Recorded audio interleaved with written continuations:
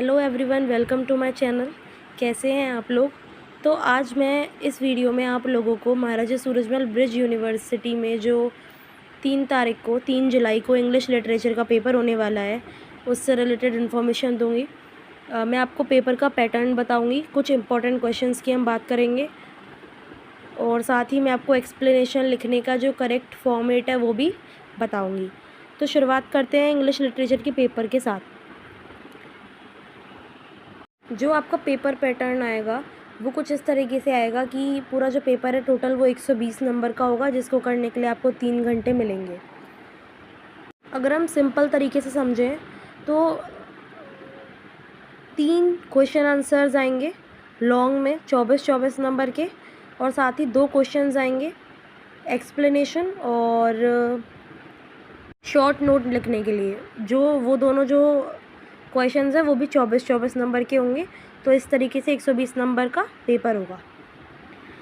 तो आपका जो सबसे पहला क्वेश्चन आएगा उसमें आपको एक्सप्लेनेशन मिलेंगी 8, उनमें से आपको कोई 4 करनी है। तो जो एक एक्सप्लेनेशन है वो 6 नंबर की होगी, तो उस हिसाब से आपको लिखना है। मैं आपको एक्सप्लेनेशन का फॉर्मेट बता देती हूँ, क्योंकि जो फॉर्मेट है वो बहुत ज़्यादा ज़रूरी है। जो भी चेक करेगा आपकी शीट वो सबसे पहले आपका फॉर्मेट देखेगा कि वो ठीक है या नहीं, उसके बाद ही आपको फिर जो आपने जो भी लिखा है उसको चेक करेगा। तो फॉर्मेट में हमें सबसे पहले रेफरेंस लिखना है। रेफरेंस माने संदर्भ। रेफरेंस के अंदर आपको बताना है कि पोएम का क्या नाम है। मतलब सबसे पहले आपको एक्सप्लेनेशन देखने नहीं है, आपको स्टेंजा दिया जाएगा एक, आपको वो देख लेना है कि वो कौन सी पोएम से लिया गया है। तो उसका आपको सबसे पहले नाम लिखना है और वो पोएम किसने लिखी है। उसके बाद आपको उसका नाम लिखना है, राइटर का। और अगर वो पोएम कहीं और से ली गई है तो आपको उसका नाम भी लिखना है। अगर आप उस चीज़ का नाम नहीं लिखेंगे तो आपके नंबर ज़रूर कटेंगे। जैसे कि जो आइस एंड फायर पोएम है वो ली गई है किससे? एमोरेटी से, और किसने लिखी है? वो एडमंड स्पेंसर से। राधे राधे। मैं आपको लिखने का तरीका भी बता देती हूँ। इसमें आपको लिखना है जैसे these lines have been taken. ये जो लाइनें हमें पेपर में दी गई हैं ये ली हैं किससे? From the poem. कौन सी पोएम से? आइस एंड फायर जैसे। और इट इज़ कंपोज्ड बाय, और किसने बनाई है ये पोएम? एडमंड स्पेंसर ने। और जैसा कि मैंने आपको बताया सबसे मेन चीज़ क्या है कि ये पोएम ली किससे गई है। तो जैसे एग्जांपल के लिए हमने बताया कि जो पोएम है आइस एंड फायर, आपको लिखना है the poem ice and fire is extracted from the collection of sonnets Amoretti. ठीक है, एमोरेटी से ही ली गई है। तो आपका जो रेफरेंस है यहाँ पर वो बनकर तैयार हुआ। अगर आप ऐसे लिखेंगे तो कोई भी आपका नंबर नहीं काटेगा। फिर एक लाइन छोड़ने पर आपको लिखना है कंटेक्स्ट, यानी प्रसंग। इसमें आपको क्या करना होता है, आपको पोएम में जो पोइट है वो क्या बात करना चाह रहा है आपको वो बताना है। और मतलब पूरी की पूरी समरी को संक्षिप्त रूप में आपको लिखकर इसमें बता देना है कि जो पोइट है वो ये कह रहा है और पूरी पोएम इसी के इर्द गिर्द घूम रही है बस। तीसरे में आपको एक लाइन छोड़ के एक्सप्लेनेशन लिखनी होती है, ये सबसे इम्पोर्टेंट है। यहाँ पर आपको बताना होता है कि जो स्पीकर है या जो पोइट है वो कहना क्या चाह रहा है, मतलब पोएम में उसने क्या कहा है। और आपको पूरी की पूरी पोएम की समरी बतानी है कि पोएम में पूरे रूप में क्या कहा गया है। और क्योंकि आपकी जो एक है ये 6 नंबर की आएगी तो आपको थोड़ा बड़ा लिखना है। ये 2 से 3 पैराग्राफ आपको लिखने हैं, लेकिन आप पैराग्राफ चेंज कर लिखिएगा। फिर आगे एक्सप्लेनेशन में आपको ध्यान रखना है कि आप जब अपनी एक्सप्लेनेशन शुरू करें तो आप किस तरीके से करेंगे। तो आप लिखेंगे कि इन द पोएम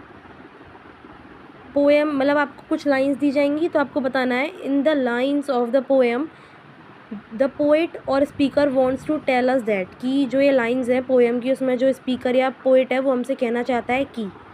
तो आप इससे शुरू करिएगा, एक अच्छा इम्प्रेशन भी पड़ेगा आपका कि आपको लिखने का पैटर्न पता है और कोई इस चीज़ को आपकी को गलत भी नहीं बताएगा। आगे जो लास्ट है क्रिटिकल नोट्स।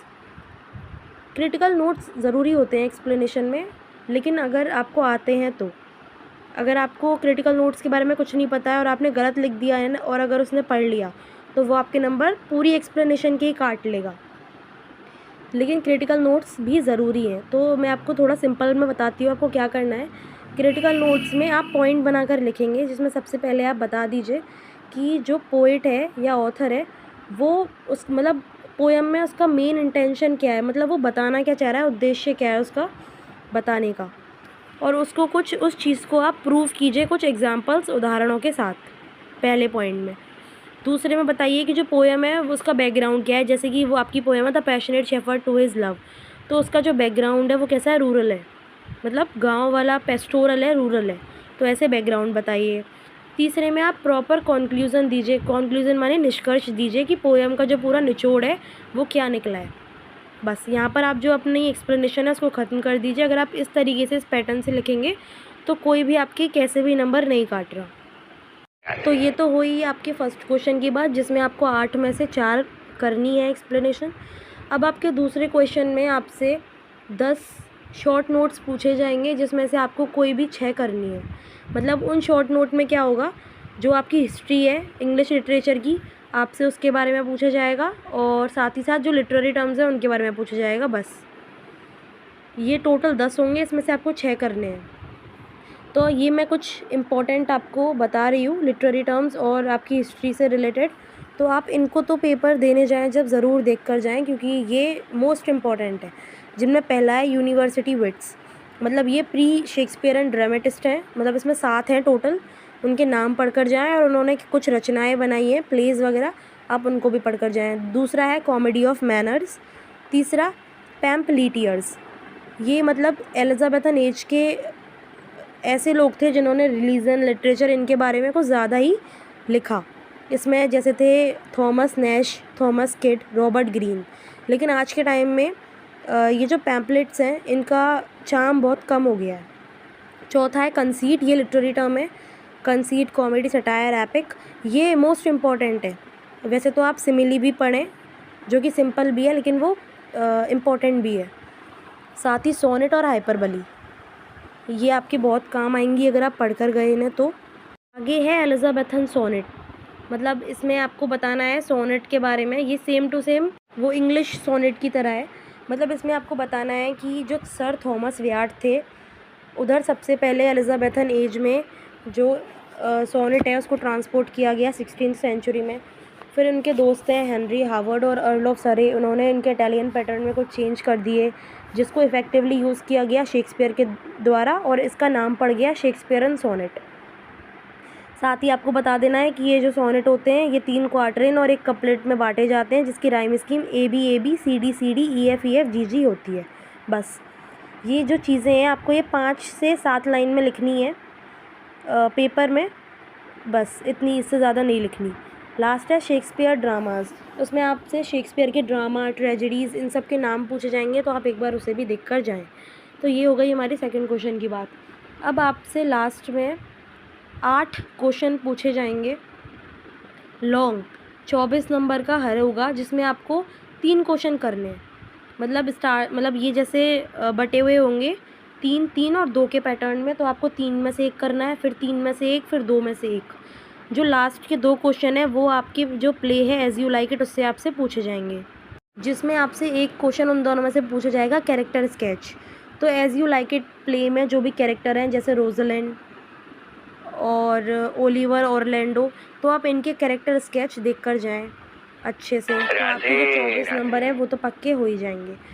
जो स्टार्टिंग के 3 क्वेश्चन आपको मिलेंगे क्वेश्चन आंसर्स के, वो आपकी जो पोइट्री का सेक्शन है फर्स्ट वाला, उससे मिलेंगे, और जो बाकी के 3 क्वेश्चन है वो आपके सेकंड सेक्शन में से मिलेंगे आपको, जहाँ से द ड्रीम बोट से लेके ऑटम सॉन्ग 3 क्वेश्चन, और the passionate shepherd to his love से लेकर a little learning is a dangerous thing, वहाँ तक 3 क्वेश्चन। तो आप इनको देख कर जाएँ। साथ ही आप इसके जो पोइट्स हैं उनके बारे में भी थोड़ा थोड़ा पढ़ कर जाएँ, क्योंकि वो आपसे पूछ सकते हैं कि थोड़ा सा जो ये पोएम के पोएट हैं इसके बारे में बताइए। तो हर पोएट के बारे में थोड़ा थोड़ा पढ़ कर जाइए आप, और जो भी पोएम्स हैं वो किससे ली गई हैं वो भी देख कर जाएँ। बस इतना ही आपको पेपर करना है, इतना ही पेपर आएगा। वैसे तो पेपर इजी आएगा, आपको चिंता करने की ज़रूरत नहीं है। अगर आप इस पैटर्न के हिसाब से करेंगे जो मैंने बताया, तो आपके नंबर कोई नहीं काट रहा। पेपर एकदम ध्यान से अच्छे से कर आएँ, साथ ही इसमें ज़्यादा काटा पीटी ना करें। All the best for your paper. And video पसंद आई हो तो चैनल को सब्सक्राइब करें, साथ ही वीडियो को लाइक करें और कमेंट करें। Thank you.